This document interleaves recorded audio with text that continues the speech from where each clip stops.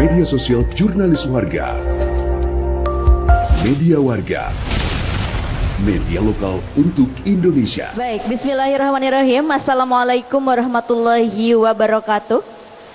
Salam, salam sejahtera, Om Swastiastu, Namo Buddhaya, salam kebajikan.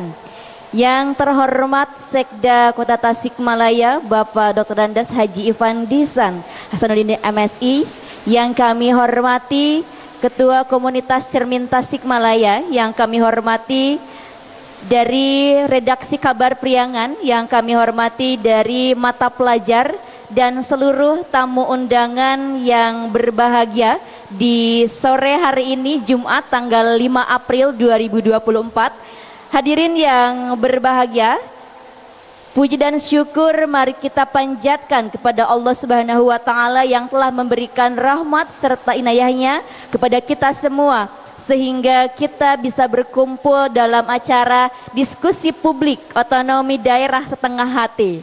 Meskipun ada kata setengah hati, tapi semoga kita jangan sampai setengah hati untuk hadir dalam acara ini.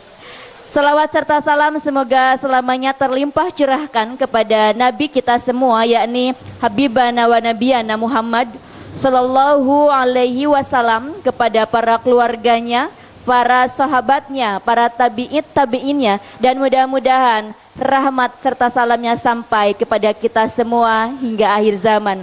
Amin ya Allah ya Rabbal Alamin. Hadirin yang berbahagia, izinkan saya Ria Arista untuk memimpin jalannya acara.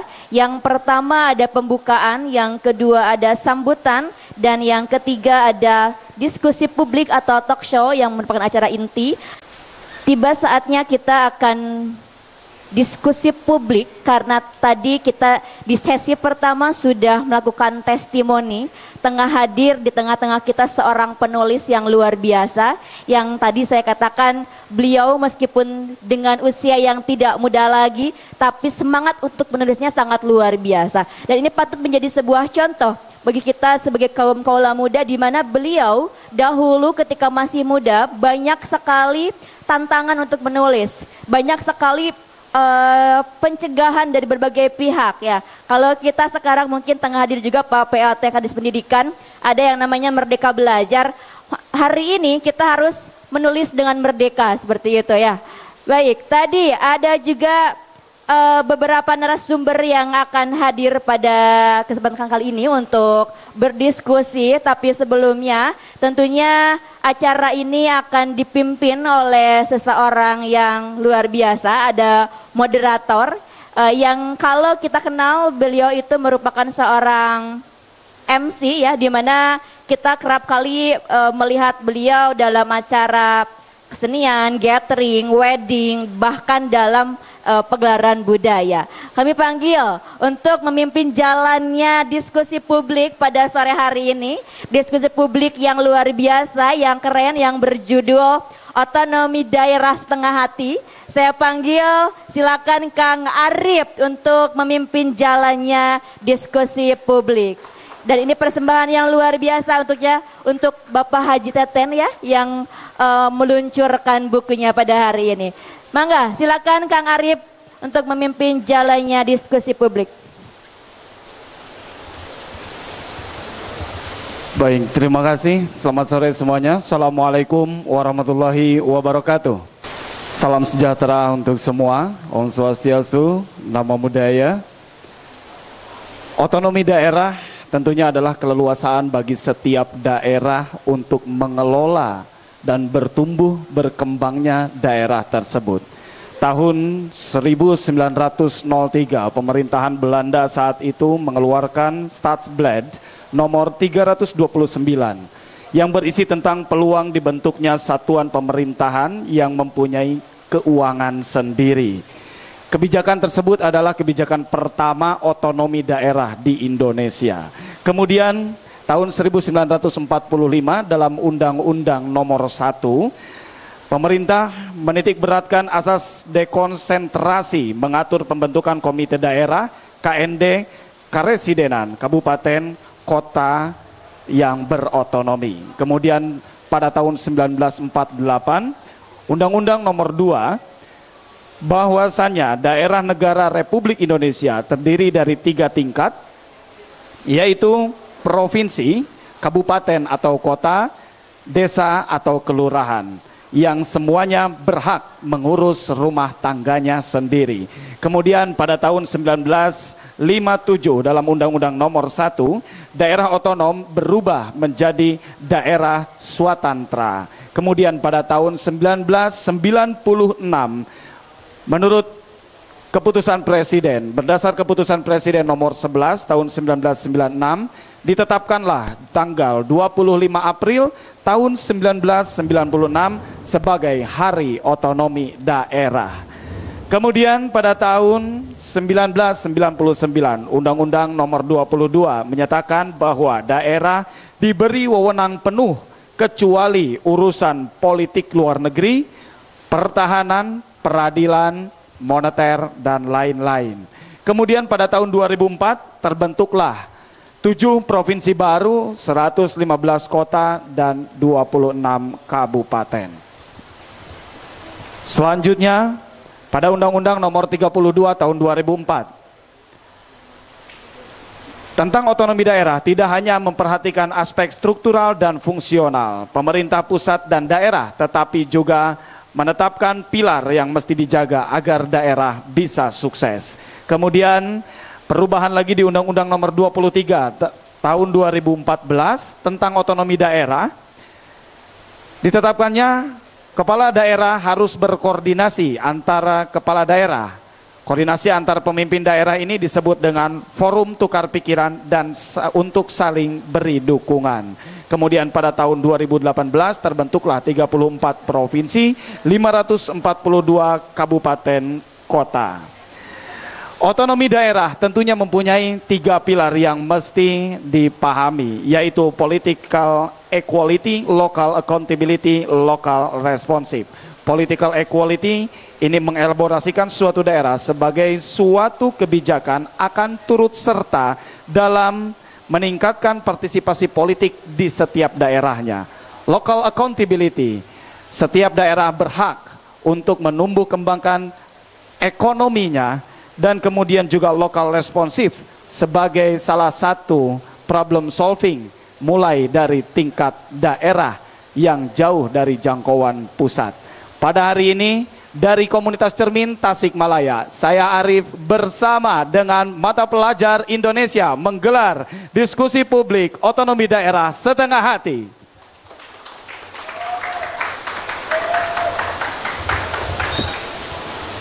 Baik, hadirin dimanapun Anda berada, tentunya tidak sendiri, namun saya ditemani oleh beberapa narasumber yang tentunya juga memiliki kapasitas dalam melaksanakan otonomi daerah. Yang sudah tidak asing lagi di sini sudah hadir bersama kita Bapak Ipan Diksan. Kami persilakan Pak Haji Ipan untuk menempati tempat duduk yang telah disediakan. Beliau adalah seorang birokrat di Kota Tasikmalaya. Selamat datang Bapak, sehat ya? Alhamdulillah.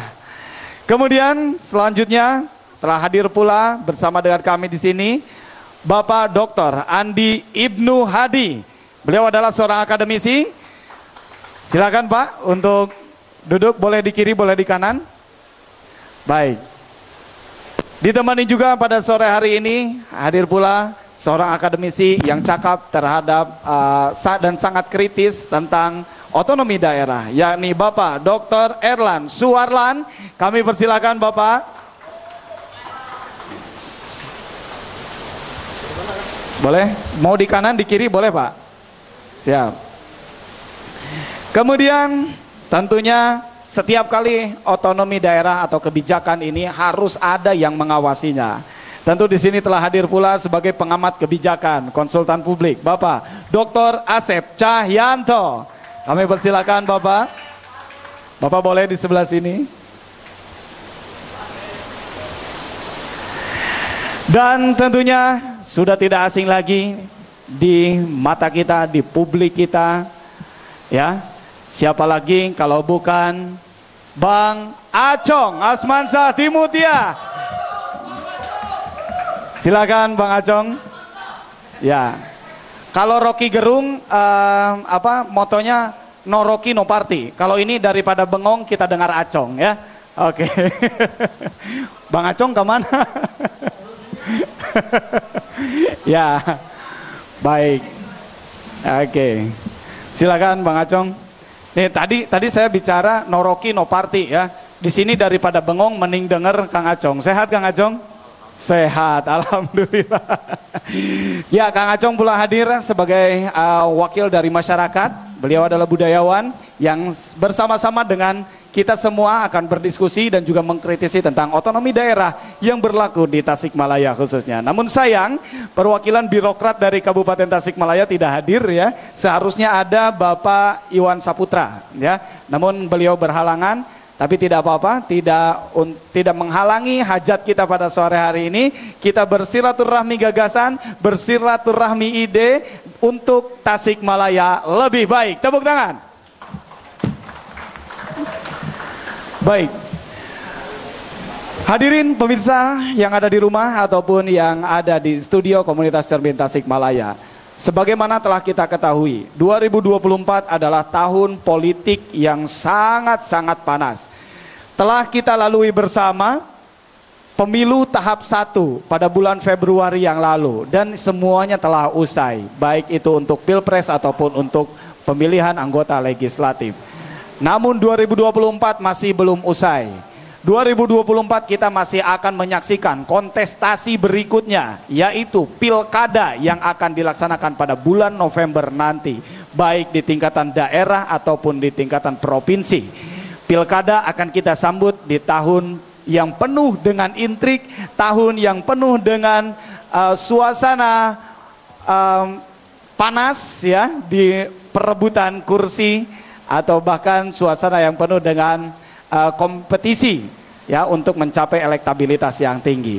Nah, otonomi daerah sendiri berperan sebagai pemrakarsa atau untuk mengeskalasi dunia perpolitikan di daerah. Lalu bagaimana setiap daerah melaksanakan politiknya untuk mendukung politik di negara kita dengan tanpa intervensi dari manapun, karena otonomi daerah ini adalah keleluasaan bagi setiap daerah untuk mengelola setiap daerahnya masing-masing. Tentunya kita akan dengarkan yang pertama adalah kita berikan kesempatan kepada Bapak Haji Ivan Diksan sebagai Sekda Kota Tasikmalaya yang akan berbicara tentang bagaimana implementasi otonomi daerah yang dilakukan di Kota Tasikmalaya. Silakan Pak Ivan. Baik, terima kasih moderator. Assalamualaikum warahmatullahi wabarakatuh. Yang saya hormati rekan-rekan, para narasumber, para panelis, juga yang kami hormati Kang Teten Sudirman selaku penulis buku yang menjadikan inspirasi diselenggarakannya diskusi pada sore hari ini. Dan rekan-rekan sekalian yang hadir pada kesempatan ini, baik yang mengikuti secara langsung maupun yang mengikuti kegiatan ini secara daring. Alhamdulillah, pertama kami ucapkan terima kasih, kami diundang dan diberi kesempatan untuk bisa ikut urun rembuk terkait dengan topik pembicaraan pada sore hari ini. Jadi terima kasih kepada panitia penyelenggara. Karena apa? Karena memang topik ini menurut kami topik yang sangat relevan. Kenapa relevan? Karena ini terkait dengan timeline proses perpolitikan di Indonesia. Artinya sekarang ini kan kita sudah menyelesaikan pemilihan presiden dan pemilihan legislatif yang insya Allah akan dilantik pada waktunya, gitu kan. Nah, kemudian kita akan memasuki pemilihan kepala daerah se-Indonesia secara serentak, baik gubernur maupun bupati wali kota. Sehingga artinya apa? Artinya ini satu topik yang sangat pas. Kenapa? Karena nanti kita akan melihat ini secara serentak semua, nanti daerah-daerah akan memiliki durasi waktu yang sama kan begitu. Kalau kemarin kan tidak, ada yang berakhir di bulan ini, ada yang berakhir di tahun ini. Sekarang semua sama. Nah, memang ini kepentingan juga, kelihatannya bahwa ada satu kebijakan dari pusat terkait dengan bagaimana mengoptimalkan seluruh keanekaragaman daerah ini untuk bisa berbaris bersama begitu, berkolaborasi untuk mewujudkan bersama-sama mewujudkan tujuan nasional kan begitu. Tujuan nasional. Sehingga apa? Konsekuensinya saat ini semua daerah itu harus bersama-sama dalam proses penyusunan rencana pembangunan yang sama. Jadi pusat menyusun rencana pembangunan jangka panjang, daerah juga sama menyusun rencana pembangunan jangka panjang dengan waktu yang sama begitu. Jadi 2025, 2045 semua serentak semua. Artinya apa? Artinya kalau kemarin itu improvisasi masing-masing begitu, saya dengan teman-teman para panelis ini juga sudah sering, karena beliau-beliau ini juga narasumber dalam setiap perencanaan-perencanaan di Kota Tasikmalaya. Nah, kelihatannya sekarang ini semua disinkronkan begitu. Disinkronkan. Jadi ini ada pusat, arah kebijakan pusat begitu, dan ini atau arah kebijakan nasional begitu ya. Arah kebijakan nasional yang dikemasnya oleh pemerintah pusat, dan ini harus sinkron semua sampai ke bawah begitu. Nah, sehingga proses perencanaan itu dilakukan bersama-sama sekarang. Nah, dan juga diasistensi begitu. Jadi daerah kota tidak bisa nyelonong begitu saja menyusun perda RPJP-nya, rencana pembangunan jangka panjangnya, lewat dulu ke provinsi, dan provinsi sebagai kepanjangan tangan dari pusat. Nah, ini barangkali situasi saat ini, dan ini sehingga saya mengapresiasi bahwa ini menjadi topik yang relevan dibahas pada saat ini begitu, pada saat ini, karena memang kita menghadapi itu. Artinya kan pasca pilkada selesai, pasca rencana pembangunan jangka panjang daerah selesai, karena nanti setelah rencana pembangunan jangka panjang ini selesai, maka pada saat kepala daerah sudah terpilih, maka rencana pembangunan jangka menengahnya akan disusun masing-masing dengan durasi yang sama begitu. Nah ini kan satu topik yang relevan begitu. Kenapa? Karena nanti kita akan melihat dengan kebijakan saat ini bahwa perencanaan itu sekarang di-guide langsung atau asistensi langsung dari tingkat pusat provinsi ke daerah begitu, sehingga dia harus seirama semua, perencanaan daerah. Nah, bagaimana konsekuensinya terhadap otonomi daerah kan begitu. Nah, ini menjadi satu hal yang menarik menurut saya, karena ini dan sangat relevan. Jadi sangat aktual sekali diskusi kita kali ini. Nah, pengalaman kami barangkali rekan-rekan sekalian bahwa jadi memang ada dua mata sisi yang harus diseimbangkan gitu. Jadi satu sisi betul bahwa tujuan nasional harus dicapai, bahwa misalnya kebijakan nasional terkait dengan penanganan inflasi. Nah, ini kan penanganan inflasi misalnya dia juga harus sama di semua daerah begitu kan. Jangan sampai satu daerah mengabaikan itu sehingga itu berdampak terhadap secara tatanan ekonomi secara nasional saja. Sehingga memang bahwa rambu-rambu secara nasionalnya juga harus berjalan. Tujuan-tujuan nasional harus bisa tercapai. Tapi satu sisi juga bahwa daerah juga memiliki tujuan-tujuan daerah. Daerah juga memiliki harapan-harapan masyarakat daerah, begitu kan. Nah, ini juga dengan kekhasannya masing-masing, dengan keunikannya masing-masing, dengan kearifan lokalnya masing-masing. Nah, bagaimana mensinkronkan itu begitu. Nah, kelihatannya pengalaman kami begitu bahwa harus diberi jadi sekarang ini dilepas tapi buntutnya masih dipegang kan begitu ya. Jadi kalau mau rada mundur lah gitu ya, buntut bener yang dipegang gitu kan, jangan setengah badan gitu yang dipegangnya. Nah, ini pengalaman kami. Kenapa? Sehingga banyak juga hal-hal yang daerah tidak leluasa untuk mengantisipasi atau mengakomodir kepentingan masyarakatnya yang berubah sangat dinamis, sangat cepat. Nah, ini satu tantangan begitu. Contoh kasus misalnya begini, misalnya Pak PJ Wali Kota Tasikmalaya, Dr. CK, beberapa waktu baru masih datang ke Tasikmalaya, kebetulan ada gempa. Ini mungkin teman-teman sudah dengar gitu kan, gempanya di Garut. Tapi ternyata ada warga Tasik yang atapnya runtuh. Beliau malam itu juga hadir ke lokasi, didampingi oleh rekan kami, Kepala BPBD, bersama beberapa camat dan lain-lain. Wah, ini pemerintah harus hadir, harus segera bisa mengatasi permasalahan masyarakatnya. Ini atap harus segera diselesaikan. Bagaimana caranya? Yang namanya kejadian bencana kan tidak dianggarkan sebelumnya, berarti tidak ada dalam anggaran. Bisa nggak? Sehingga ditanya ke Kepala BPBD kan, bisa nggak dari bencana biaya tidak terduga? Bisa, Pak. Bagaimana caranya? Besok bisa? Nggak bisa, Pak. Harus ada proses dulu. Harus penetapan kejadian bencana. Harus ini. Dan itu semua regulasi yang memang diatur dari pusat terkait untuk mengendalikan daerah. Kalau kita melanggar itu, kita kena ada sanksi begitu kan, pada saat diaudit kita dianggap menyalahi kewenangan dan lain-lain. Sehingga artinya apa? Artinya satu sisi pada saat kemendesakan tidak bisa segera direspon oleh pemerintah karena ada regulasi-regulasi yang mengikat yang pemerintah daerah tidak berani menabrak itu karena takut resiko kan begitu ya. Sehingga akhirnya alhamdulillah ternyata dengan kapasitas Pak Wali, beliau bisa menghimbau beberapa relasi pemerintah Kota Tasikmalaya yang bisa segera langsung mengantisipasi itu kan begitu. Artinya apa? Artinya ada apa ya, masih jadi belum lincah begitu pemerintah daerah. Nah memang kalau menurut apa yang kami peroleh gitu pada saat ada diskusi dengan pemerintah pusat, memang pada saat otonomi daerah itu sudah mulai digulirkan, memang ada terjadi euforia juga di beberapa daerah. Betul bahwa muncul raja-raja kecil, kita dengar itu ya, raja-raja kecil yang terus berdampak juga terhadap apa ya, jadi dalam tanda kutip abuse of power gitu. Jadi seolah dia kepala daerah, dia bisa berbuat seenaknya dan banyak yang berujung kepada permasalahan hukum akhirnya kan itu. Sehingga itu perlu diatur, perlu dikendalikan oleh pemerintah pusat. Nah tinggal saya sepakat dengan itu, tapi juga bagaimana mengaturnya gitu sehingga dinamisnya masyarakat yang sangat cepat ini bisa diantisipasi oleh pemerintah daerah. Nah itu barangkali tentangnya seperti itu. Jadi kami sepakat bahwa daerah tetap harus dikendalikan, daerah harus diberikan rambu-rambu, daerah harus diberikan relnya begitu, tapi dia tetap harus diberikan fleksibilitas bagaimana mengatasi permasalahan masyarakat yang sangat dinamis saat ini begitu. Jadi mungkin itu pengantar dari saya Pak Moderator, mudah-mudahan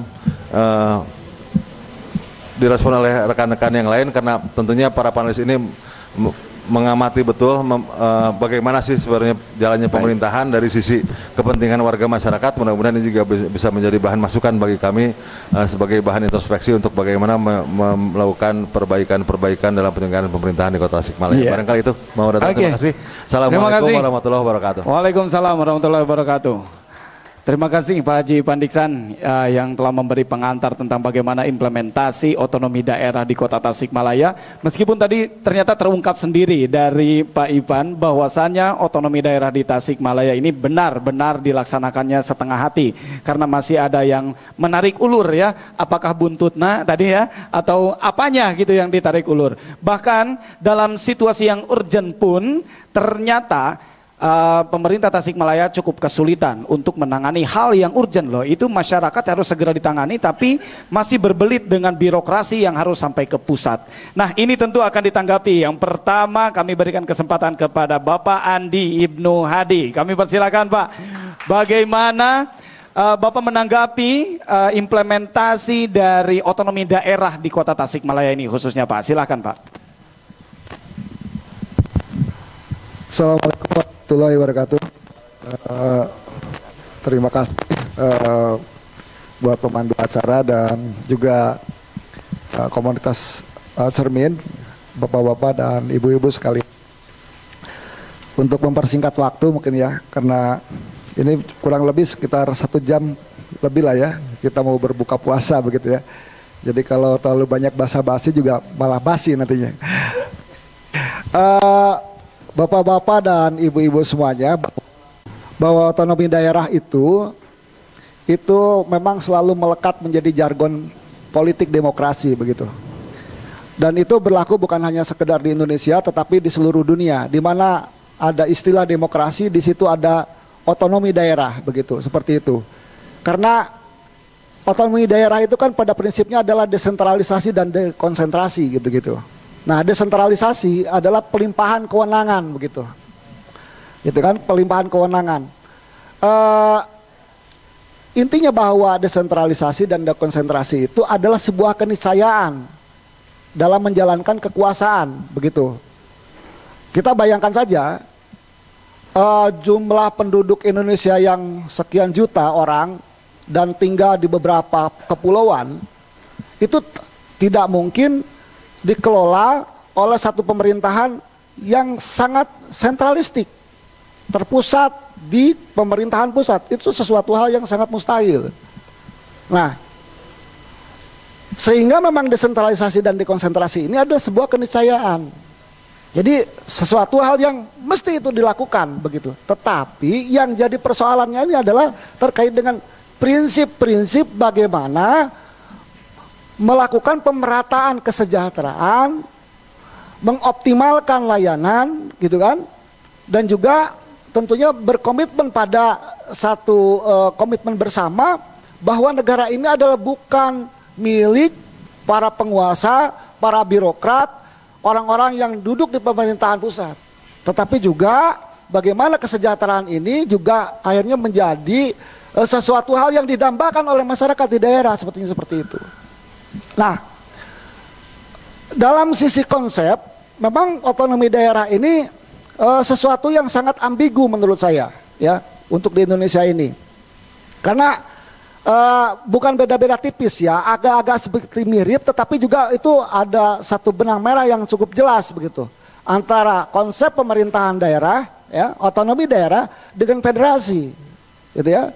Itu seperti mirip gitu. Pemerintah daerah kewenangan-kewenangan di daerah seperti diberikan seluasa mungkin, tetapi di sisi lain juga ada batasan-batasan tertentu begitu. Nah, terlebih bahwa Indonesia itu sebagaimana dalam pasal 1 Undang-Undang Dasar 1945 bahwa negara kita ini adalah negara kesatuan. Negara kesatuan. Jadi negara kesatuan itu ya sederhananya ya memang sentralistik. Bahwa kekuasaan itu ada di pemerintahan pusat, betul seperti itu. Dan dengan otonomi daerah itu hanya sebagian saja. Hanya beberapa bagian yang diserahkan, dilimpahkan dan diserahkan. Itu ada dua hal yang dalam pengertian hukum ada dua hal yang berbeda antara diserahkan dan dilimpahkan begitu ya. Desentralisasi dan dekonsentrasi. Nah, lalu begitu ya, ini dalam sisi konsepsi dan konstitusi kita sebetulnya juga agak sedikit ambigu terkait dengan otonomi daerah ini. Kaitannya dengan bahwa negara kita ini adalah negara kesatuan, bukan negara federasi. Ya, kalau negara federasi itu kan sebagian kekuasaan yang dimiliki oleh daerah itu diserahkan ke pemerintahan federasi begitu. Jadi sebagian kecil kekuasaan di daerah itu diserahkan ke pemerintahan federasi. Nah, tetapi sebaliknya dalam pemerintahan dalam bentuk negara kesatuan, dalam bentuk justru kekuasaan yang ada di pusat itu sebagian ke daerah. Nah, tapi terkait dengan Undang-Undang Dasar 45 kita di pasal 18 bahwa kita diberikan keleluasaan, gitu kan, diberikan keleluasaan untuk mengatur segala urusan di daerah, termasuk ekonomi, gitu kan. Cuman ada berapa? Ada 6 apa 5 ya? 6 ya. Ada 6 yang itu menjadi kebijakan di pemerintah pusat, politik luar negeri, gitu kan, pertahanan keamanan, terus juga agama, hukum sama moneter fiskal, itu ya. Berdasarkan Undang-Undang Dasar 45 kita diberikan daerah itu diberikan kewenangan yang seluas-luasnya untuk mengurusi segala urusannya sehingga itu bisa menjadi jalan untuk mensejahterakan masyarakat di daerah. Faktanya ada beberapa undang-undang yang seharusnya itu kan selaras dengan itu. Dengan Undang-Undang Dasar 45 itu membatasi ruang gerak pemerintah daerah. Seperti contohnya saja mungkin ya. Tadi seperti yang disampaikan oleh Pak Sekda, itu salah satu contoh gitu. Terus yang kedua juga terkait dengan penyusunan perda contohnya. Perda itu harus dapat beberapa salah satu tahapan untuk diundangkannya satu perda, ya. Itu harus mendapatkan persetujuan dari pemerintah provinsi yang dalam hal ini ada sebagai asas dekonsentrasi begitu. Asas pembantuan, dalam asas pembantuan bahwa provinsi ada sebagai wakil dari pemerintah pusat. Nah, lalu bagaimana gitu ya? Bagaimana keleluasaan kita untuk mengurus urusan daerah kalau seandainya memang perda juga itu dibatasi begitu. Nah, tapi mau tidak mau juga kita juga harus memperhatikan Undang-Undang Nomor 12 tahun 2011 ya tentang susunan perundang-undangan begitu ya. Nah, menurut saya dalam hal yang ini dalam terkait dengan demokratisasi di daerah, ya. Terkait dengan demokratisasi di daerah, menurut saya bahwa hari ini otonomi daerah mengalami degradasi begitu. Mengalami degradasi, mengalami kemunduran, mengalami kemerosotan dalam hal partisipasi politik warga. Gitu kan, sehingga kita bisa menyaksikan di beberapa daerah hari ini sepertinya pemerintah daerah itu, baik itu pemerintah kabupaten, pemerintah kota, bahkan mungkin pemerintah provinsi, seperti tidak ada kontrol yang melekat begitu terhadap melajunya sistem pemerintahan di daerah. Itu cukup untuk melakukan kontrol secara formil terhadap pelaksanaan pemerintahan eksekutif di daerah. Itu. Kalau dulu mungkin pemerintah tapi ini memang perlu dielaborasi lagi begitu, perlu dikaji lagi begitu. Apakah lebih cocok yang dulu atau sekarang begitu. Kalau dulu itu kan pemerintah DPRD itu memiliki kewenangan yang lebih begitu ya, dibandingkan dengan ya LPJ dulu kan, LPJ juga DPRD kabupaten kota itu bisa melakukan LPJ. Ya, jadi ada fungsi. Kalau dulu itu kan fungsi DPRD itu budgeting, controlling,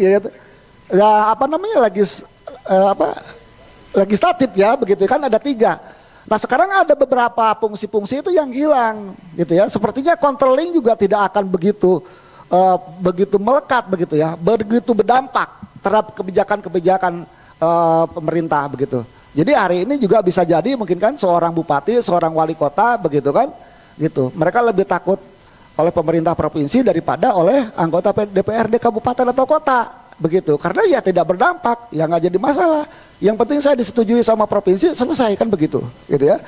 Nah ini juga harus menjadi kajian kita, bagaimana sih sebetulnya ini apakah kondisi seperti ini akan lebih baik bagi lajunya pemerintahan di daerah atau semakin buruk. Kalau semakin buruk mungkin kita bisa saja gitu kan rame-rame kita melakukan judicial review begitu kan, atau uji material gitu kan ke MK.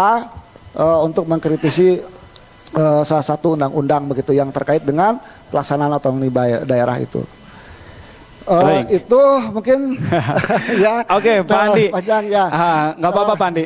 Terima kasih. Menarik sekali bahwasanya tadi di akhir pembicaraannya ada statement bahwa eksekutif itu ternyata lebih takut kepada eksekutif lagi. Ya, berarti kemana dong lembaga kontrol kita? Ya, di mana para legislator kita? Ya, saya akan pertanyakan terlebih dahulu kembali lagi ke Pak Sekda karena beliau ada di jajaran eksekutif. Apakah betul Pak situasinya seperti itu Pak? Yang tadi disampaikan Pak Dr. Andi, jadi betul. Jadi kalau dulu itu kan laporan pertanggungjawaban kepala daerah itu bisa diterima, bisa ditolak oleh DPRD. Sekarang ini kan hanya rekomendasi. Iya. Jadi mau diterima mau enggak pokoknya disampaikan saja. Tapi bahwa pemerintah itu bertanggung jawabnya terkait dengan harus diaudit oleh BPK. Oleh itu, dan bahwa itu di laporan itu harus disampaikan ke masyarakat tuh. Tapi sehingga memang kalau kita bicara bahwa DPRD adalah representasi masyarakat, ya memang kewenangan itu sekarang jadi nggak terlalu ini gitu ya. Oke, berarti benar-benar karena DPRD-nya sekarang jadi pemerintahan, jadi bahwa pemerintahan daerah itu kepala daerah dan DPRD. Jadi seolah DPRD itu menjadi satu bagian dari pemerintah. Ya. Gitu, jadi bagian terpisah ya. Jadi dua kamar, jadi satu rumah dua kamar kan. Oh, satu rumah dua kamar ya. Dulu kan beda rumah sehingga yang ini mengawasi rumah yang ini kan. Betul. Gitu. Sekarang mah kayak sama saja gitu ya Pak. Jadi lebih terlihat kong kali kongnya gitu. Mohon maaf nih agak ini ya, vulgar sedikit lah ya. Baik. Nah, ternyata betul situasi hari ini implementasi daripada otonomi daerah, bagaimana masyarakat yang bisa langsung mengontrol atau bahkan bagaimana itu akan sangat sulit sekali ya masyarakat bisa bersuara secara langsung, toh anggota dewannya pun atau legislator kita pun tidak mampu untuk mengkontrol. Kita katakan tidak mampu karena ternyata hanya mampu merekomendasikan ya. Tentunya hal ini juga tiada lain menjadi satu polemik di Tasikmalaya khususnya ya, terutama dalam mengawal jalannya demokrasi, termasuk juga fenomena yang unik menjelang 2024 atau pemilu 2024 tahap 1 kemarin, ternyata tadi juga diungkapkan oleh Pak Ipan, ada penyeragaman kembali, ada penyeragaman pilkada. Ini pilkada November nanti itu ternyata bukan hanya Tasikmalaya kan, se-Indonesia. Ini seperti halnya kembali penyeragaman di era Orde Baru. Kita ingat era Orde Baru terjadi penyeragaman. Jangankan itu, warna pun kita hampir seragam. Tasikmalaya dulu Orde Baru warnanya apa? Zaman Orde Baru Tasikmalaya warnanya apa? Pagar rumah di Tasik semuanya wajib putih biru. Bapak ingat Pak? Itu penyeragaman zaman Orde Baru di Tasikmalaya. Saya waktu itu masih SD lah ya. Saya ingat setiap kali mau Agustus itu, mau 17 Agustus, rumah itu harus dicat putih biru pagarnya. Penyeragaman itu terjadi. Nah hari ini memang konteksnya bukan hal itu. Tapi kenapa pilkada pun akhirnya harus diseragamkan?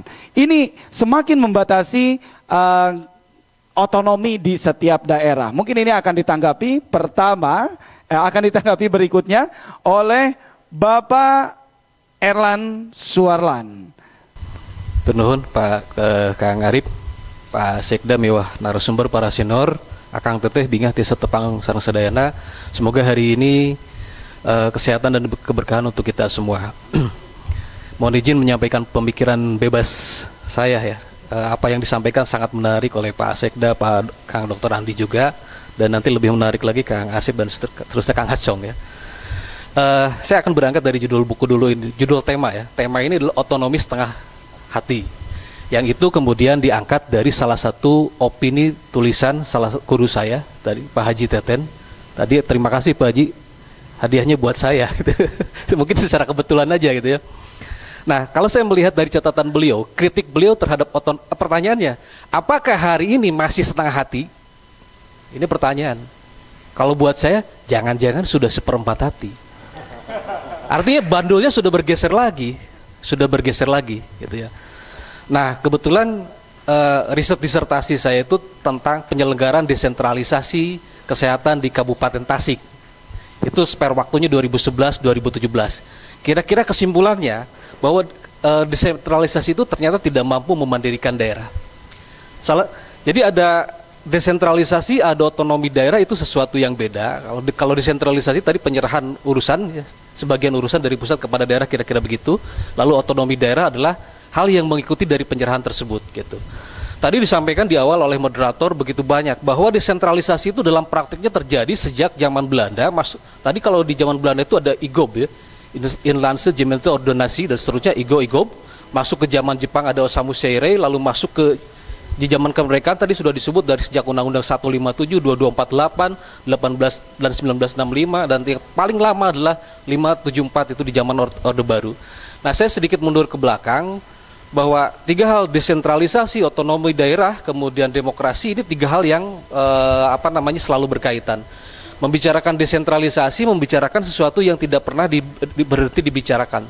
Termasuk secara akademis mengenai kelebihan, kekurangan dari desentralisasi itu juga tidak pernah berhenti dibicarakan. Ya. Kalau tadi Kang Arif di awal menyebutkan ada 3 poin ya, yang politikal dan seterusnya, tentu secara akademis sangat banyak versi tentang hal itu. Nah, saya kembali ke soal riset saya. Yang mempengaruhi terhadap otonomi daerah itu dalam riset saya itu 3 hal. Yang pertama adalah kewenangan. Kalau tadi Pak Sekda sempat menyebut, wah daerah nggak bisa ngapa-ngapain, mungkin itu konteks kewenangan gitu ya. Kemudian sumber daya banyak ini.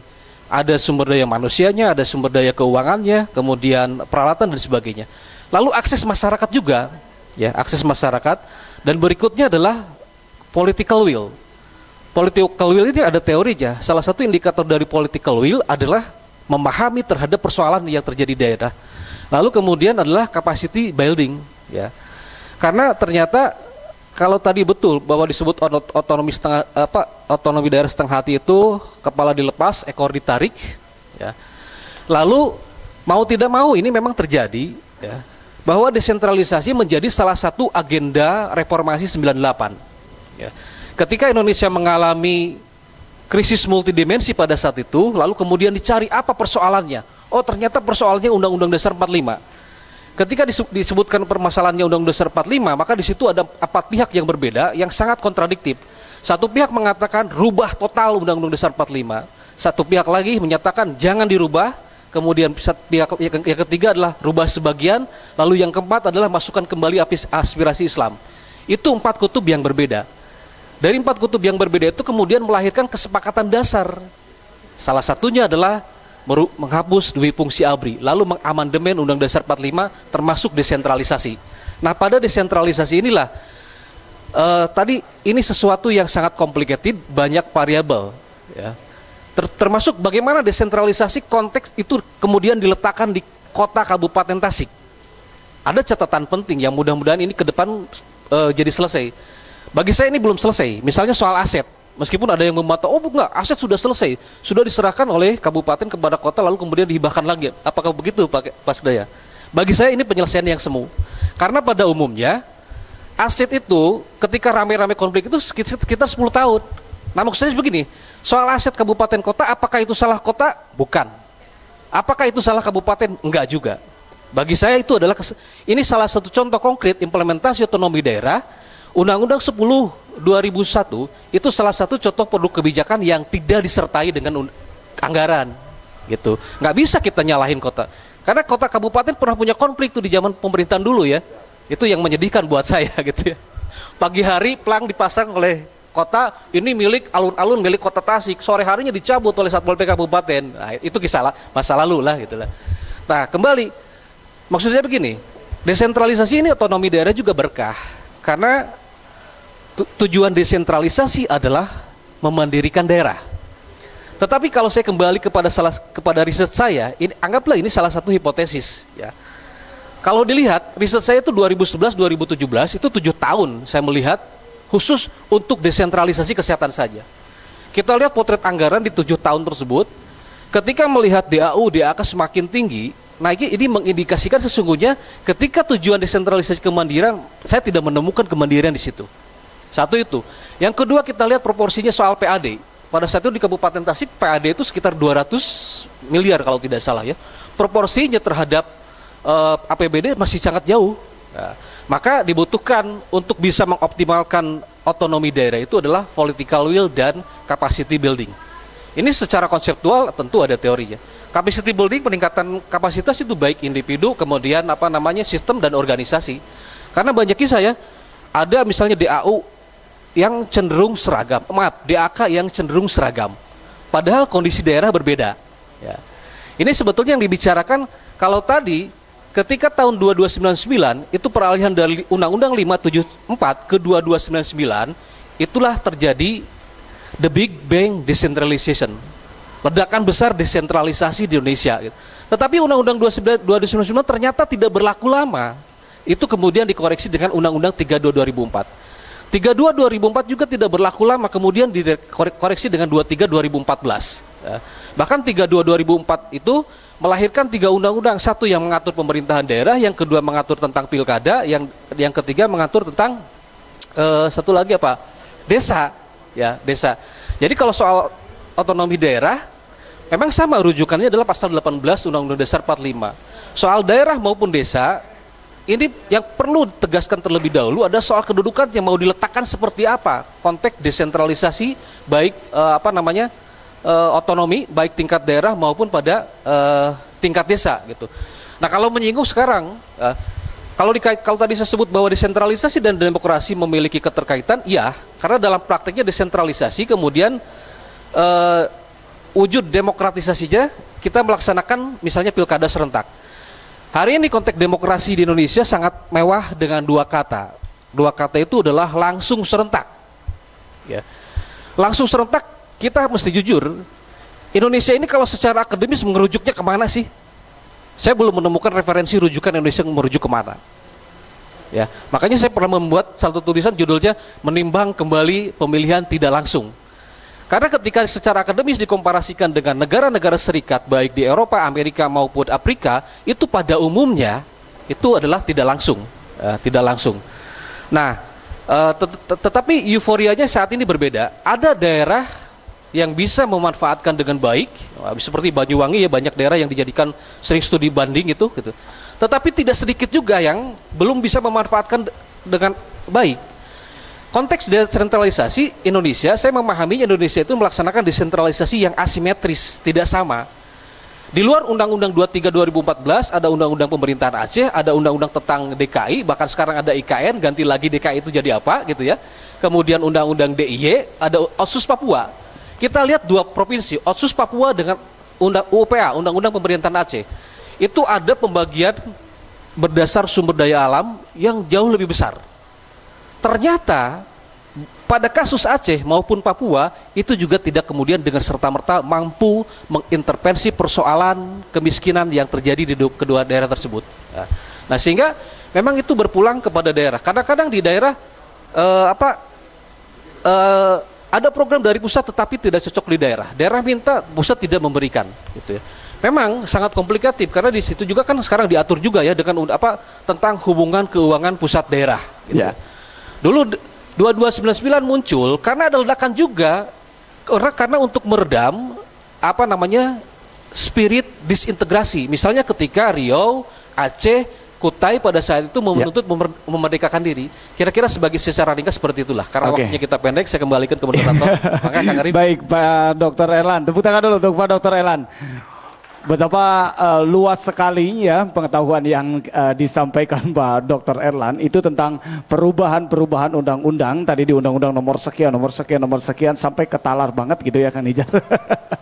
Nah, tadi ada satu hal yang menarik, desentralisasi ternyata tidak mampu untuk membangkitkan bahkan memandirikan suatu daerah. Ini tentu sampai hari ini bahkan di dalam disertasinya selama 7 tahun diamati ternyata dalam satu bidang saja kesehatan itu tidak pernah mampu berdiri sendiri akibat dari keputusan desentralisasi. Bahkan beliau menyatakan tinggal 1/4 mungkin ya, sudah bukan setengah hati lagi. Nah tentu ini ada pengamat kebijakan ya telah hadir pula di tengah-tengah kita di sini. Silahkan untuk ditanggapi. Bapak Dr. Asep Cahyanto, silahkan berikan tanggapannya terhadap implementasi otonomi daerah di kota atau Kabupaten Tasikmalaya. Silahkan Pak Dokter.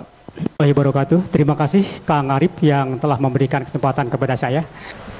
Kepada Kang Teten yang telah memberikan wawasan kepada kita terkait dengan otonomi setengah hati, di mana beliau di dalam bukunya itu menulis terkait dengan setengah hati dalam perpolitikan. Sayang dari calon bupati terpilihnya tidak hadir.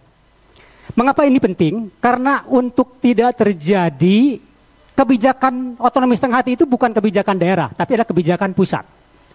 Jangan sampai kemudian wali kota terpilih dan bupati terpilih tidak bisa mengantisipasinya, manakala kebijakan otonomi daerah di tingkat pusat ke daerah itu hanya setengah hati, bahkan Pak Erlan mengklaim 1/4 hati.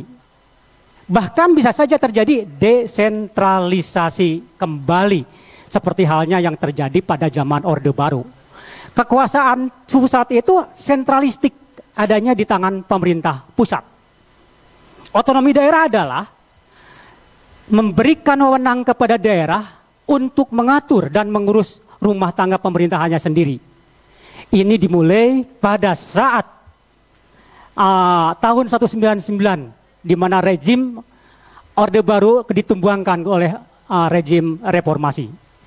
Nah, pemerintah daerah, baik kabupaten, baik kota, itu harusnya maju mundurnya tergantung daripada wali kota terpilih dan bupati terpilih. Mengapa demikian? Karena dengan otonomi daerah terjadi desentralisasi kekuasaan, tidak lagi sentralistik di tangan pemerintah pusat. Jadi dengan demikian urusan-urusan itu ya hanya urusan absolut lah yang masih dipegang oleh pemerintah pusat. Apa itu urusan absolut itu? Tadi udah di komen oleh Pak Andi. Urusan absolut itu adalah urusan politik luar negeri, urusan pertahanan, urusan keamanan, justisi, moneter dan fiskal, dan agama. Hanya 6 urusan yang merupakan urusan absolut yang dikuasai, yang dikangkangi oleh pemerintah pusat. Selebihnya urusan pilihan, urusan wajib diserahkan kepada pemerintah daerah. Dengan demikian, kalau itu kemudian setelah Pak Ipan nanti terpilih melempem, siapa yang disalahkan? Pak Ipan, karena beliau memiliki kekuasaan yang sangat besar. Kecuali kalau tadi ada kebijakan otonomi setengah hati atau kemudian otonomi seperempat hati kata Pak Erlan tadi. Nah, kira-kira memang ada otonomi setengah hati seperti apa? Ya, saya gambarkan ya bahwa sebenarnya terkait dengan otonomi ini tidak hanya otonomi daerah saja, tapi juga menyangkut otonomi desa. Karena di dalam yang mengaturnya adalah Undang-Undang Nomor 23 tentang 2014. Termasuk di situ di dalamnya bukan hanya otonomi pemerintah daerah, tapi juga otonomi desa. Nah, kemudian dengan lahirnya Undang-Undang Nomor 6 tahun 2014 pada tanggal 15 Januari 2014, pemerintah desa pun dengan berdasarkan kepada 13 prinsip asas yang dijadikan yang harus dipegang oleh desa, itu diberikan otonomi desa untuk mengatur urusannya sendiri. Terutama adalah adanya asas rekognisi, yaitu bentuk pengakuan pendapatan dasar berdasarkan asal usul, dan juga asas subsidiaritas, yaitu bentuk pengakuan dan penetapan kewenangan peraturan desa dalam pengelolaan dapur pemerintahannya sendiri. Namun, ya, kewenangan-kewenangan di tingkat desa ini sebenarnya sudah terjadi setengah hati. Karena apa? Contoh kasus begini, saya akan memberikan contoh kasus ya.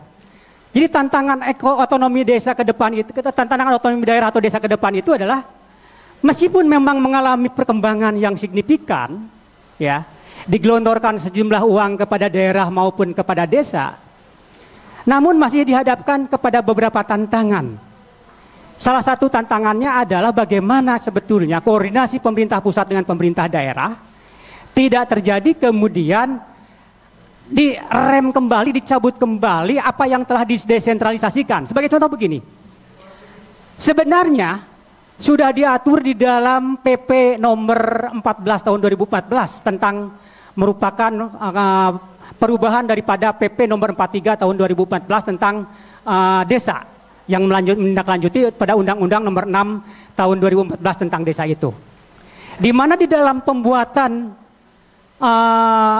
perencanaan pembangunan desa itu harus melibatkan setidaknya 4 prinsip perencanaan.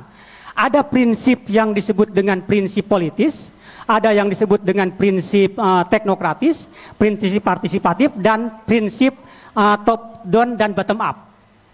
Ya, prinsip politis apa? Baik wali kota maupun bupati maupun kepala desa di dalam mencalonkan dirinya menjadi kepala-kepala daerah itu, mereka itu telah berbicara panjang lebar terkait dengan visi misi. Makanya visi misi itu adalah kemudian dijadikan untuk menjadi rencana pembangunan ke depan 5 tahunnya untuk desa, dan 6 tahun untuk kota dan kabupaten, dan 6 tahun untuk desa yang sekarang dirubah menjadi 8 tahun. Namun selain prinsip politis itu ada 2 prinsip prosesnya lagi, yaitu prinsip teknokratis. Bagaimanapun pemerintah pusat menyediakan berbagai regulasi untuk melaksanakan bagaimana proses perencanaan itu dilakukan. Dan ketiga adalah proses partisipatif. Di dalam perencanaan musrenbang misalkan, masyarakat diberi keleluasaan penuh untuk memberikan masukan-masukan terkait dengan apa RKPD yang akan dibuat, rencana kerja pembangunan daerah, dan rencana kerja RKPDes, rencana kerja pembangunan desa yang akan dibuat, untuk kemudian nantinya di breakdown menjadi APBDes atau APBD di kabupaten dan kota. Namun apa yang terjadi ya, sekarang ini terkait dengan perencanaan tersebut, saya contohkan ya, terkait dengan di desa. Itu dinamika penggunaan dana desa itu kemudian sudah ada ya peraturan prioritas dana yang dipergunakan untuk apa, untuk apanya. Ini artinya apa? Ini artinya kembali bahwa proses teknokratis menguat. Kalau begitu mana dong partisipatifnya? Kalau poin-poin program pembangunannya itu sendiri sudah ada di dalam PMK misalkan, sudah ada di dalam peraturan Kemendes. Kalau saya di sini saya mengacu kepada Permendes nomor 7 tahun 2023 tentang prioritas-prioritas pembangunan dana desa. Ini yang terbaru. Jadi saya kira bukan setengah hati lagi, bukan seperempat hati lagi, tapi sentralisasi itu menguat kembali. Desentralisasi sudah tidak ada, sudah tidak setengah hati lagi. Itu contoh untuk di desa. Saya tidak akan panjang lebar menerangkan lagi. Lalu bagaimana contoh di kabupaten atau kota? Kebetulan ini contohnya adalah sayang Pak Iwan tidak hadir. Saya contohkan di tingkat kabupaten. Dengan turunnya PMK 212, Peraturan Menteri Keuangan 212 yang diundangkan tanggal 22 Desember tahun 2022, ya. PMK ini adalah sangat merepotkan Pemkab. Pada saat itu di PMK didemo dengan berbagai demo terkait rusaknya jalan. Ya. Nah, PMK 212 itu intinya apa?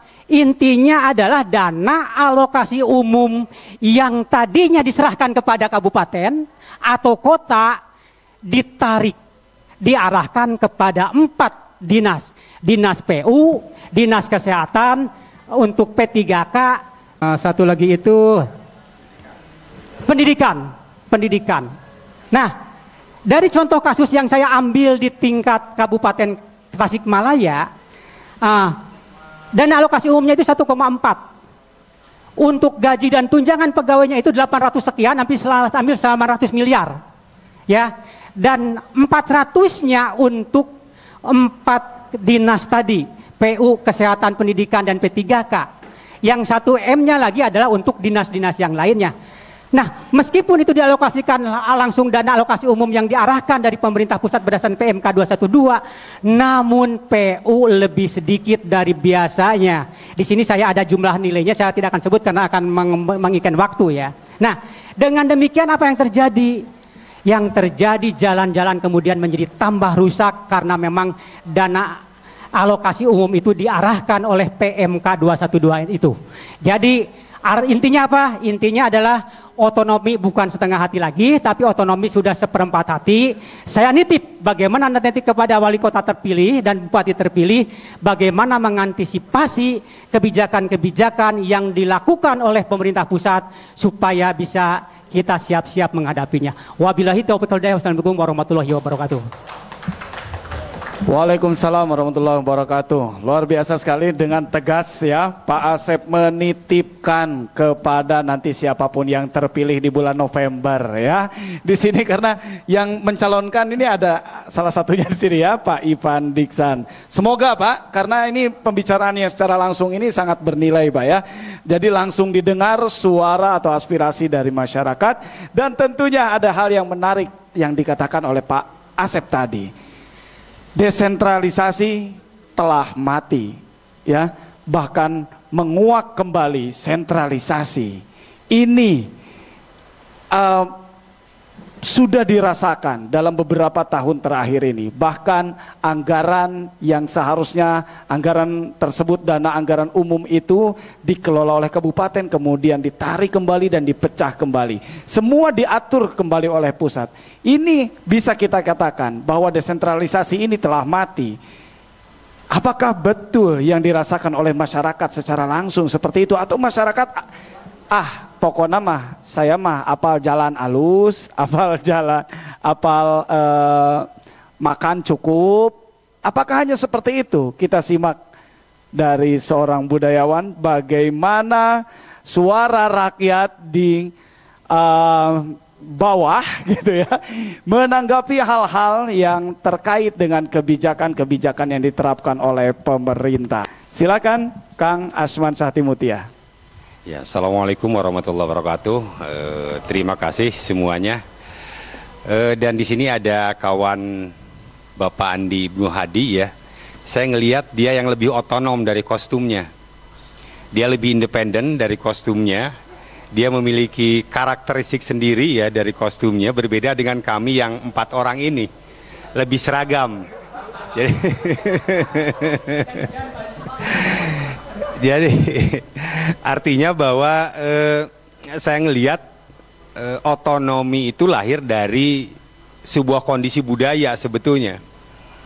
Bagaimana kondisi budaya yang namanya Sunda, Batak, Papua, Kalimantan dan yang lainnya itu dalam ruang lingkup Indonesia maka menjadi sebuah puncak nasionalisme itu adalah daerah. Artinya tidak ada yang namanya Indonesia kalau tidak ada Jawa, Batak, Kalimantan dan yang lainnya. Sehingga kebalikannya bahwa puncak dari nasionalisme, puncak dari NKRI itu adalah daerah-daerah. Saya mengawali dari kostum Andi Dubul Hadi ya. Dan kalau tadi disebutkan sama Dr. Erlan bahwa sudah seperempat mati, dari Pak Teten setengah mati, setengah hati, kalau menurut saya justru sekarang ini lebih kepada bisa dibilang mati suri, bisa dibilang sudah sekarat. Artinya mati suri itu secara konsep, secara cita-cita itu cukup besar. Ada keinginan yang cukup besar dari gagasan otonomi daerah ini. Tapi sayang ternyata kalah dengan kepentingan-kepentingan kekuasaan. Jadi mati suri. Bagaimana pasca runtuhnya Muhammad Soeharto 98 itu mau tidak mau Indonesia seperti muntah gitu. Salah satunya adalah tentang persoalan otonomi daerah. Karena 33 tahun Indonesia sangat sentralistik yang tadi Pak Asep bilang, itu ada penyeragaman, bahkan muncul waktu itu Jawanisme zaman Soeharto itu. Sehingga ketika Soeharto selesai, nah penghargaan terhadap daerah itu cukup besar. Zaman Gus Dur terutama itu. Karena menteri yang pertamanya itu kalau nggak salah otonomi daerah itu siapa ya? Rias Rasid itu menteri pertama otonomi daerah.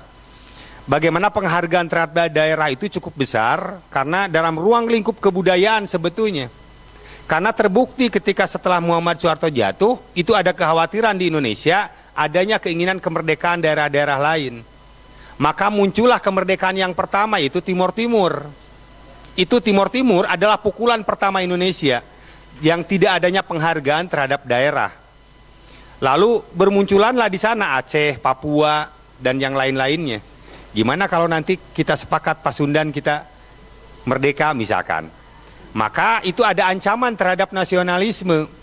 Sehingga penghargaan terhadap otonomi daerah itu cukup besar sebetulnya. Tapi sayang kepentingan kekuasaan ini menjadi mati suri. Kepentingan kekuasaan seperti apa? Artinya bahwa yang namanya bupati, wali kota, gubernur sekarang tidak lagi punya kepentingan yang kuat terhadap kekuasaan yang ada di daerah. Misalkan taruh yang mewakili masyarakat adalah DPRD. Ya, mereka lebih takut dengan gubernur, menteri dan presiden daripada oleh DPRD yang ada di daerah. Itu membuktikan bahwa otonomi sudah tidak ada. Sehingga kalaupun DPRD sekarang bisa misalkan bisa menghentikan atau mencabut kekuasaan sebuah daerah wali kota atau bupati, itu kemungkinan akan besar pengaruhnya.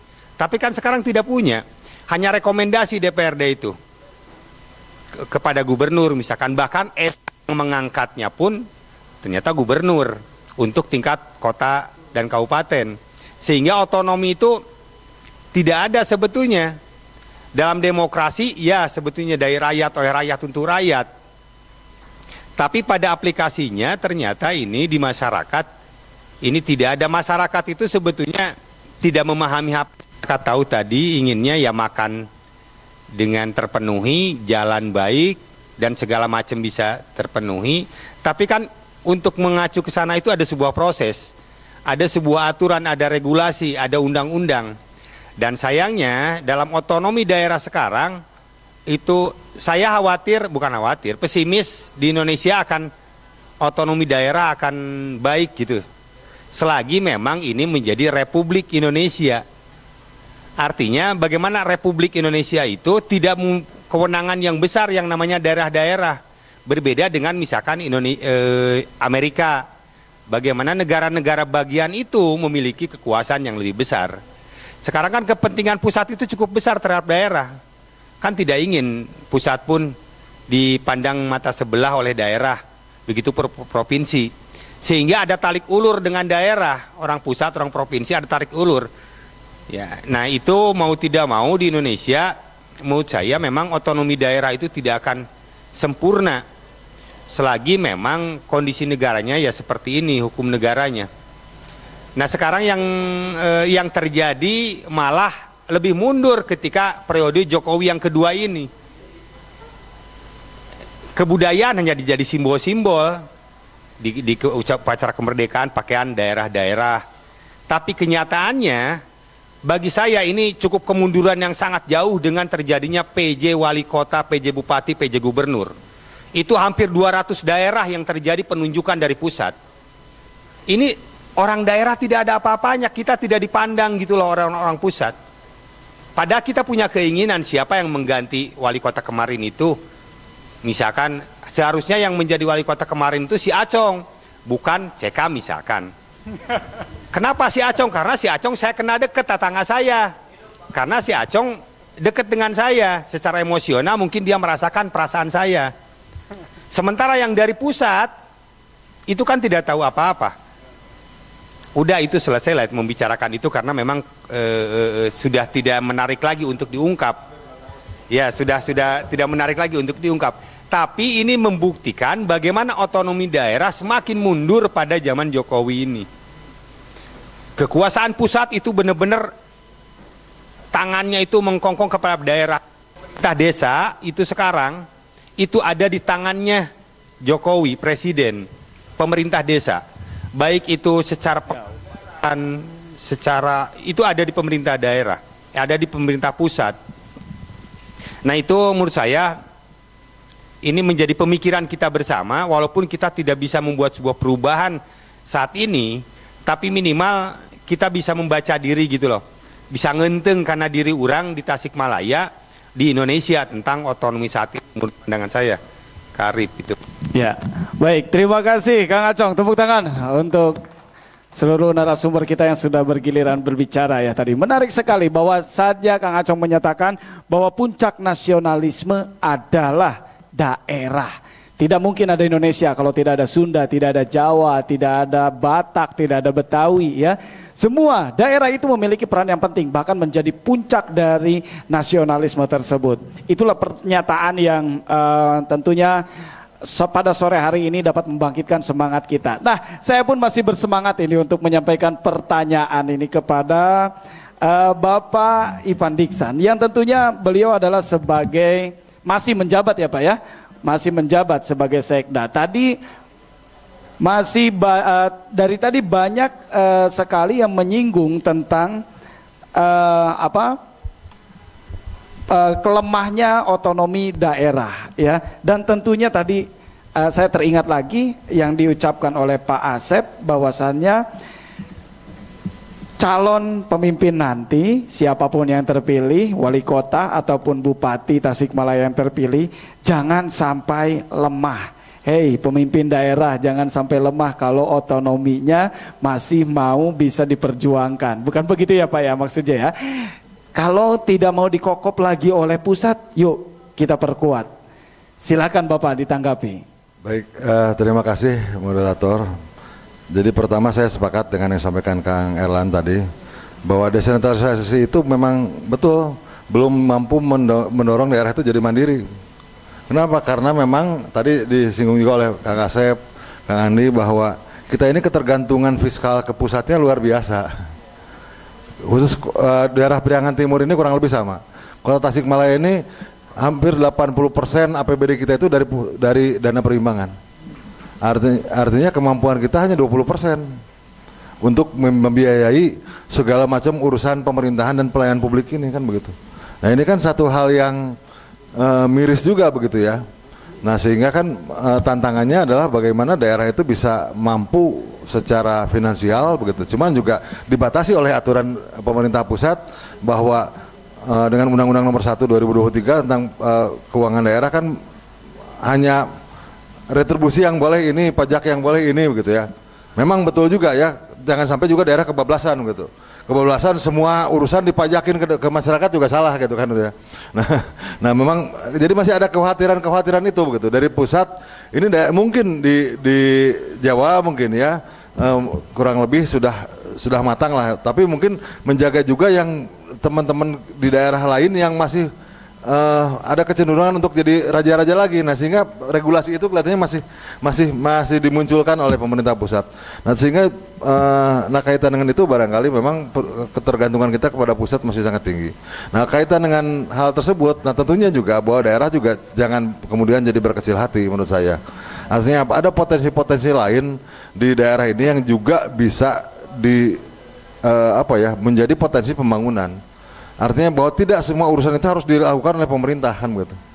Jadi kan konsep Subon ya Pak Kasep, tidak semua urusan itu harus dilakukan oleh pemerintah. Kalau itu tidak efisien, tidak efektif kan begitu. Nah sehingga bagaimana pemerintah itu harus bisa membangun kolaborasi kan gitu. Contoh Tasik misalnya, Tasik ini dengan banyak para perbankan dan lain-lain bisa mengatasi permasalahan kemiskinan tidak harus sepenuhnya berdasarkan anggaran APBD Kota Tasikmalaya kan begitu. Tapi bagaimana membangun kolaborasi itu? Bagaimana kita menghimpun potensi agnia? Bagaimana kita membangun kepercayaan kepada para agnia? Bagaimana kita membangun kolaborasi dengan berbagai instansi vertikal yang ada? Rasanya itu bisa begitu. Jadi tidak harus tergantung kepada APBD. Nah, cuman APBD juga harus transparan kan begitu. Jangan sampai APBD disumputkan gitu ya terus itu dipakai. Nah, kan nggak seperti itu gitu. Jadi saya masih tetap optimis, Kang. Jadi sepanjang daerah itu mampu bagaimana mengkolaborasikan potensinya. Dan mengkolaborasikan potensinya berarti harus ada kemampuan komunikasi yang baik dan ada transparansi. Saya kebetulan hampir selesai disertasi begitu. Jadi saya mengukakan bahwa di Tasikmalaya ini novelty saya kamu ini bahwa kita harus memunculkan spiritual bonding. Ini kearifan lokal Tasikmalaya. Jadi kalau nilai-nilai itu yang kita angkat lagi, itu bisa membangun kebersamaan kita begitu. Dan kalau itu terbangun, insya Allah sebenarnya secara sukarela itu akan ini gitu ya. Pada saat misalnya begini, kalau sudah terbangun kepercayaan ini ada masyarakat yang membutuhkan kursi roda, kita posting, pasti banyak yang langsung biar sama saya gitu. Nah artinya kan itu tidak jadi beban APBD lagi. Tinggal pemerintah bagaimana mengatur itu secara transparan dan bisa akuntabel begitu ya. Membangun trustnya dulu, itu yang paling penting adalah membangun trustnya dulu gitu. Barangkali itu mungkin dari saya. Terima kasih. Siap, terima kasih Pak Ivan. Jawaban-jawabannya sangat meyakinkan sekali. Tentunya memang masih sangat dirasakan oleh pemerintahan Kota Tasikmalaya khususnya. Dan tapi kemudian Pak Ivan tadi berbicara bahwasanya saya masih optimis. Artinya masih memiliki keyakinan untuk kemudian Tasikmalaya bisa mandiri ya Pak ya. Dan meskipun harus berdarah-darah karena anggaran hanya 20%, ya Pak? Oh, kemampuan daerahnya hanya 20% gitu. Kemampuan daerahnya 20%, sedangkan 80% masih dari pusat. Nah itu bagaimana Pak ketika nanti misalkan 5 tahun ke depan Tasikmalaya semoga bisa 50-50 lah minimal ya Pak ya. Jadi kelihatan gitu Pak mandirinya seperti kota-kota lain yang memang sudah ada di beberapa kota yang mampu berdiri secara mandiri. Desentralisasinya itu terjadi, tapi memang tidak merata di seluruh Indonesia. Nah silakan, saya akan beri kesempatan bagi para audiens untuk bersama-sama bicara di kesempatan sore hari ini.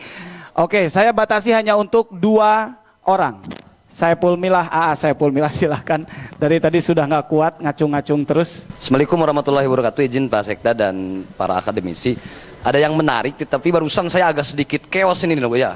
Pas mendengarkan apa yang disampaikan oleh orang-orang yang mudah-mudahan nanti akan membawa hal-hal nilai baik ke depannya. Tapi ada yang menarik yang akan saya apa yang disampaikan oleh Kang Ibnu Hadi itu. Ini berkaitan tentang kenapa selalu saja otonomi daerah ini itu berbicara tentang yang 3 asas itu. Padahal lahirnya otonomi daerah barusan itu ada kata-kata bahwa otonomi daerah itu bertujuan lahirnya kesejahteraan dan keadilan tuh. Kang Andi itu nyepil itu tuh barusan. Namun yang terjadi saat ini yang dalam pembahasan ini berkaitan dengan desentralisasi sama sentralisasi itu. Jadi lamun monarki mampu mewujudkan, bagi saya mewujudkan kesejahteraan dan keadilan bagi rakyat, kenapa tidak gitu?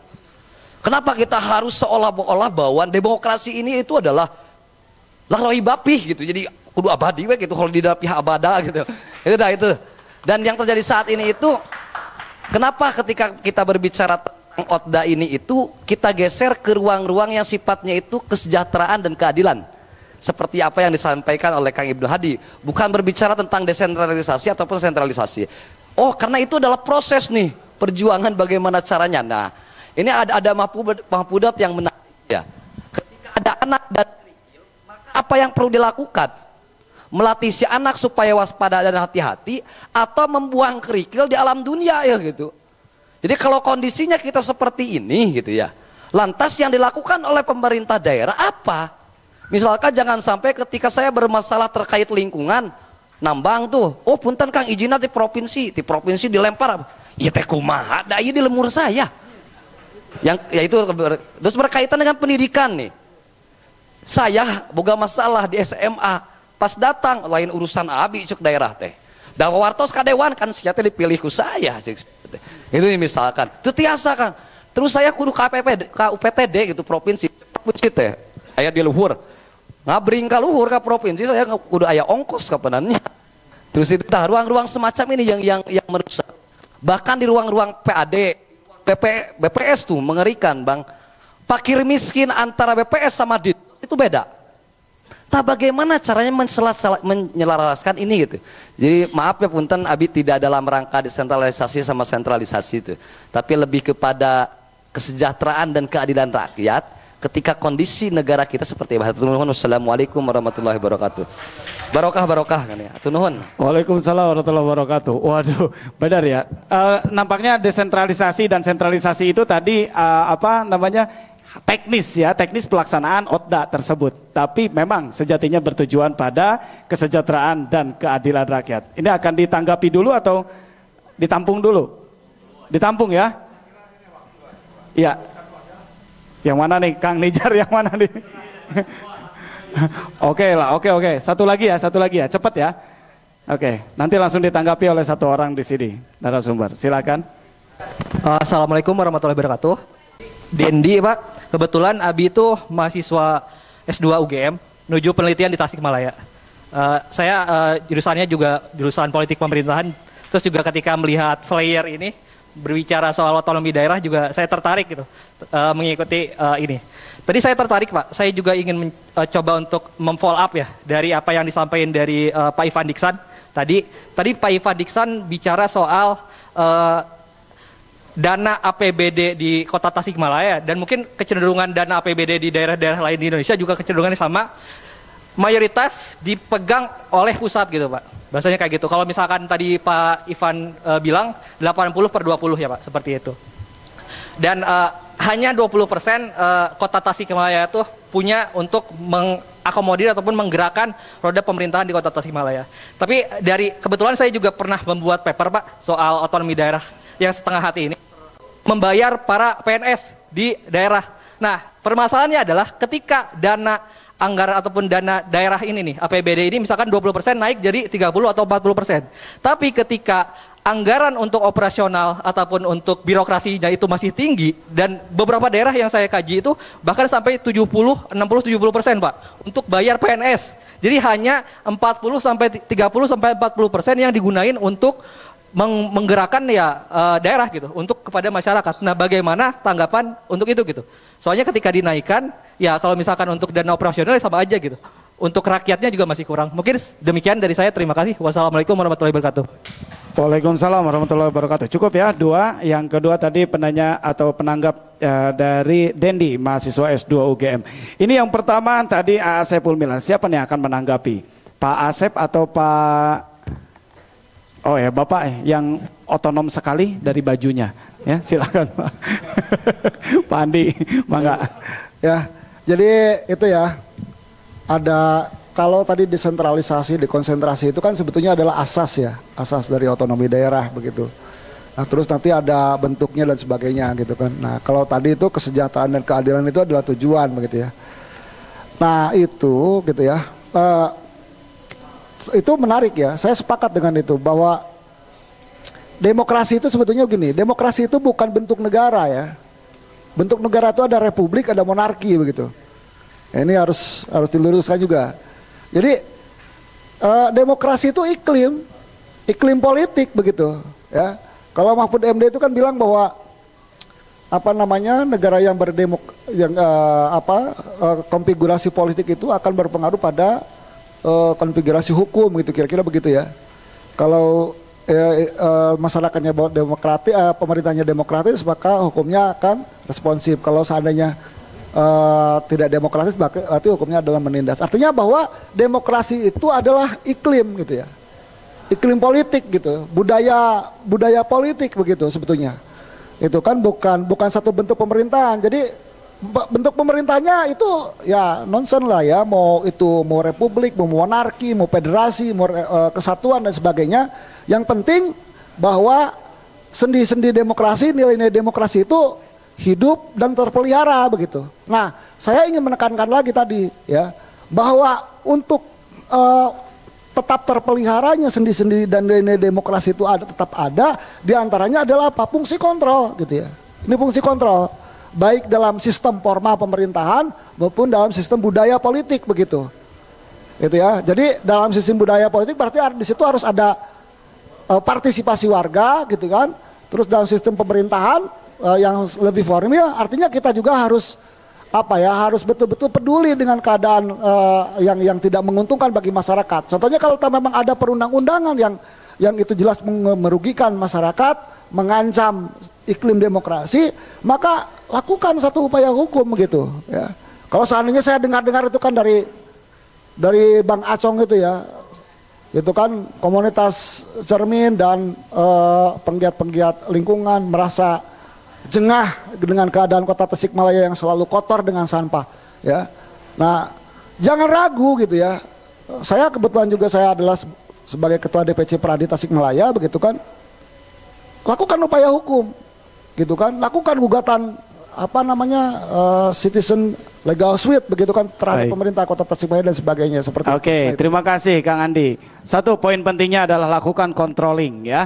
Controlling itu harus tetap dilakukan dalam hal executing atau dalam melaksanakan roda pemerintahan di kota ataupun Kabupaten Tasikmalaya. Oke, untuk penanggap kedua kemudian akan ditanggapi secara langsung singkat saja Bapak oleh Bapak Ipan Diksan. Silakan. Betul, terima kasih Kang Randy, betul bahwa kita masih beban belanja pegawai, tapi alhamdulillah kalau kota Tasikmalaya sudah di bawah 50% sekarang. Nah, masalahnya adalah sehingga memang harus diatur standar-standar itu. Nah, memang sekarang sudah, untuk kaitan dengan itu memang pusat sedang turun tangan gitu. Bagaimana menjadikan birokrasi itu di daerah lebih efektif, lebih efisien, lebih transparan, kemudian juga perampingan birokrasi kan begitu. Ini kan birokrasi kita ini gemuk ya. Karena gemuk banyak orangnya sehingga akhirnya membutuhkan juga biaya yang banyak. Nah, bagaimana kita mengurangi itu tanpa juga harus mengurangi kapasitas kita, kemauan kita untuk memberikan pelayanan kepada masyarakat. Nah, pendekatan sekarang birokrasi adalah birokrasi digital, sehingga berkurangnya sumber daya manusia tidak bisa efektif dengan menggunakan teknologi informasi. Nah, ini yang sedang era transformasinya sekarang ke sana. Jadi mudah-mudahan ini bisa berhasil begitu. Kita juga sekarang kota Tasikmalaya juga kita sudah menyepakati kita akan merampingkan birokrasi kita. Insya Allah ini akan dilaksanakan 2025. Nah, kemudian juga tidak seperti dulu ya, tambah sulam. Jadi kalau pensiun 10 masuk lagi 10, sekarang kan enggak begitu. Jadi semakin berkurang nih jumlah PNS, semakin berkurang. Nah, insya Allah barangkali nanti ke depan pasti belanja pegawai ini akan semakin bisa ditekan begitu. Baik, terima kasih Pak Ipan Diksan. Tepuk tangan dulu.